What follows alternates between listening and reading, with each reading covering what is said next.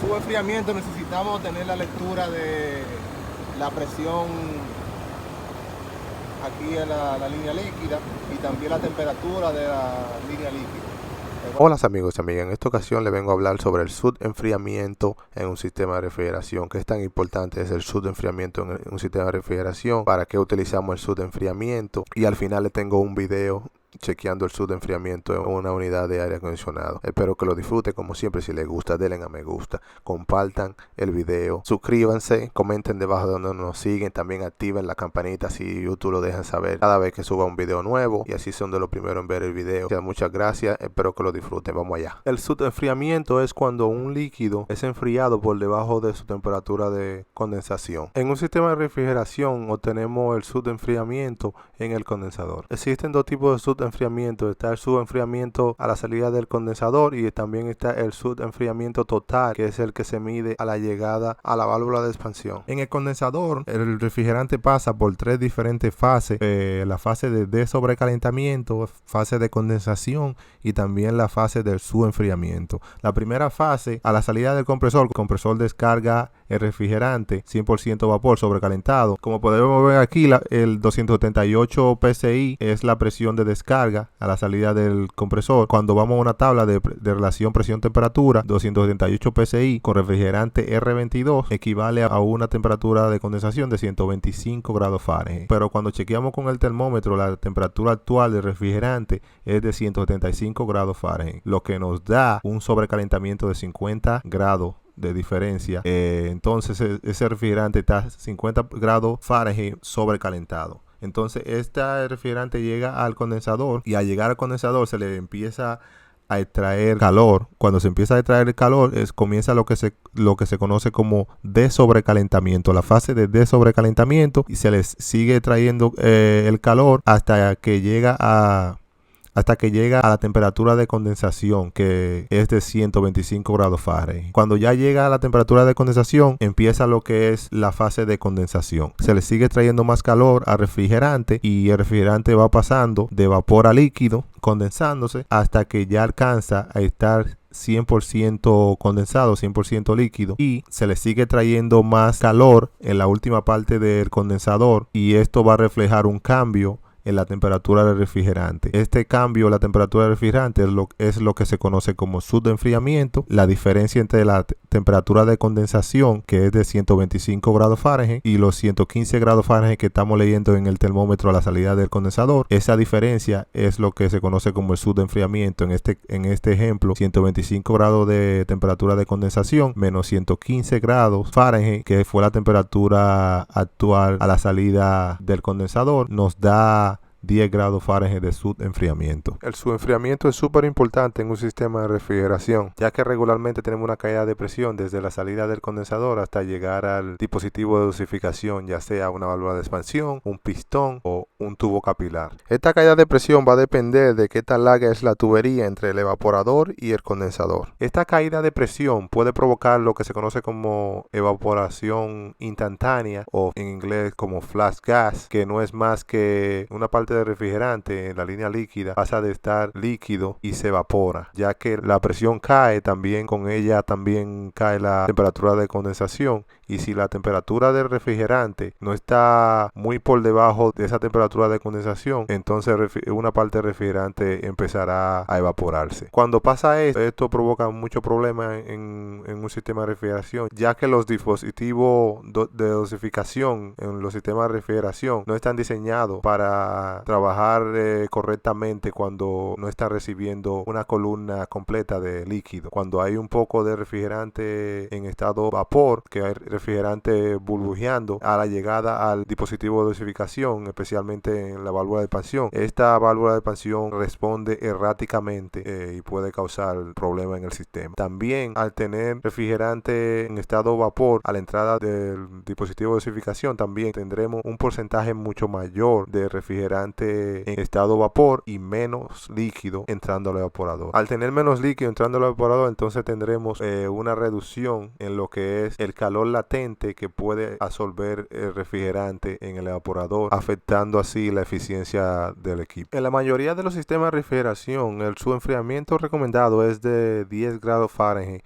o lo que vendría siendo alrededor de 5 grados Celsius de su enfriamiento, con un rango aceptable entre 8 y 12 grados Fahrenheit de su enfriamiento, o 4 y 7 grados Celsius de su enfriamiento. En el caso de los sistemas de aire acondicionado, en su gran mayoría, los fabricantes los indican en la etiqueta del aire acondicionado su enfriamiento que es recomendado para ese sistema. Aunque en la gran mayoría de sistemas de refrigeración, su enfriamiento va entre 8 a 12 grados Fahrenheit de su enfriamiento. En algunos sistemas de aire acondicionado, algunos fabricantes utilizan su enfriamiento entre 16 a 19 grados Fahrenheit. El enfriamiento también se utiliza para analizar el nivel de carga de refrigerante en un sistema, siempre y cuando utilice una válvula de expansión, y regularmente en sistemas de aire acondicionado, ya que en los sistemas de refrigeración comercial normalmente tenemos un vidrio de inspección y utilizamos el vidrio de inspección para uno cargar el sistema o chequear el nivel de carga del sistema. Siempre es recomendable, antes de utilizar el enfriamiento para analizar qué tanto refrigerante tenemos en el sistema, es bueno siempre asegurarse que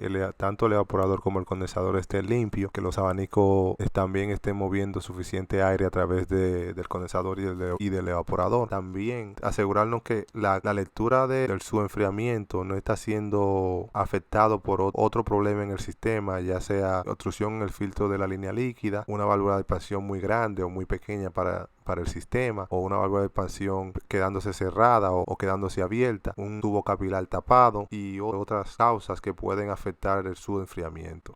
Por eso no es bueno tomar a la ligera como, ok, si el enfriamiento está alto, es porque tengo mucho refrigerante. Si el enfriamiento está bajito, es porque hay muy poco refrigerante. Siempre es bueno tener otra lectura como el sobrecalentamiento, y con estas dos lecturas uno puede tomar una decisión de cómo está trabajando el sistema. Cuando tenemos un enfriamiento de 0 grados, eso nos indica que no hay suficiente refrigerante en el sistema, o por lo menos no hay suficiente refrigerante pasando al condensador. En el caso de que el enfriamiento esté por debajo de 5 grados Fahrenheit, nos indica de que puede haber refrigerante evaporándose en la línea líquida antes de llegar a la válvula de expansión o otro tipo de dispositivo de dosificación. Cuando tenemos un enfriamiento excesivamente alto, como por ejemplo 20 grados Fahrenheit de su enfriamiento, eso nos indica de que hay demasiado refrigerante en el sistema. Puede ser que el sistema esté sobrecargado, o puede ser que el sistema tenga una obstrucción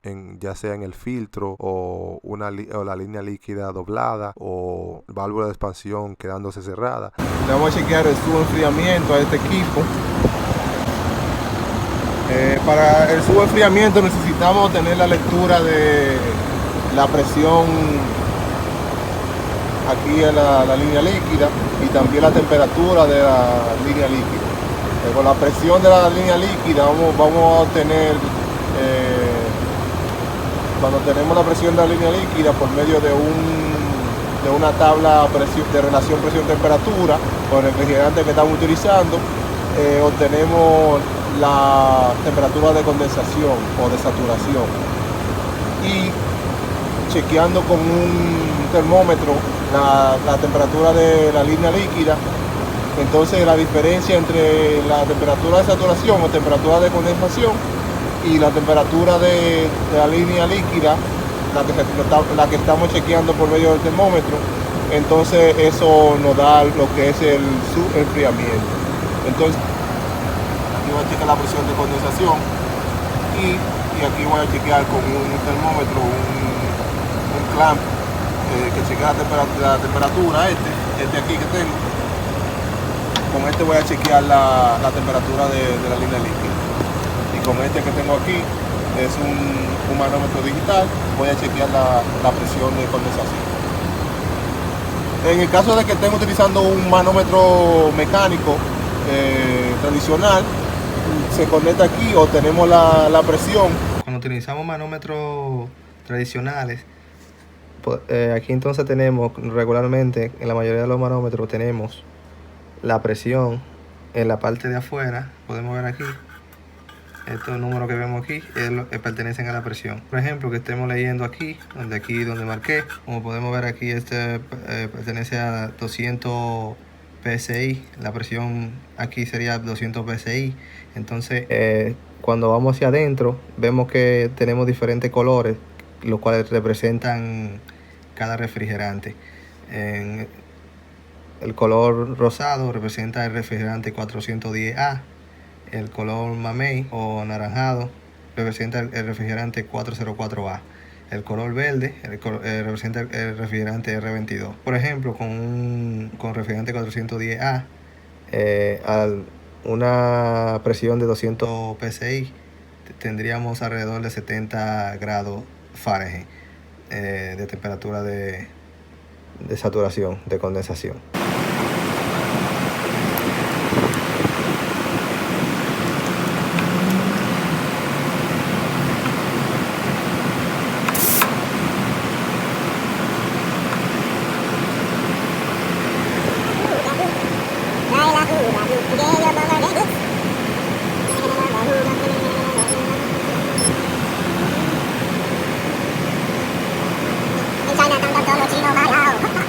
Normalmente aquí en esta etiqueta del condensador siempre especifican su enfriamiento recomendado por el fabricante. En este caso es de 10 grados Fahrenheit de su enfriamiento, más o menos 10 grados de diferencia, o sea, entre 7 y 13 debería estar en su enfriamiento que yo recomiendo. Aquí tenemos la lectura que obtuve durante el chequeo en la unidad. Tenemos 10 grados de su enfriamiento, el cual proviene de 62.8 grados Fahrenheit en la temperatura de condensación y 52.8 grados Fahrenheit en la temperatura en la línea líquida. Restamos los 62.8 grados Fahrenheit menos 52.8, nos da un subenfriamiento de 10 grados Fahrenheit. Muchas gracias por ver este video, gracias por llegar hasta el final y como siempre, si te gustó, dale a me gusta, comenta debajo, comparte con otra persona si cree que puede servir de ayuda también. Dale a la campanita, así YouTube te deja saber cada vez que subo un video. Espero que sigan disfrutando los videos así como los disfruto yo al hacerlo. También chequen en la descripción que dejo todos los enlaces de algunos videos viejos, de si le interesa seguir viendo más videos de mi canal, los invito a que chequen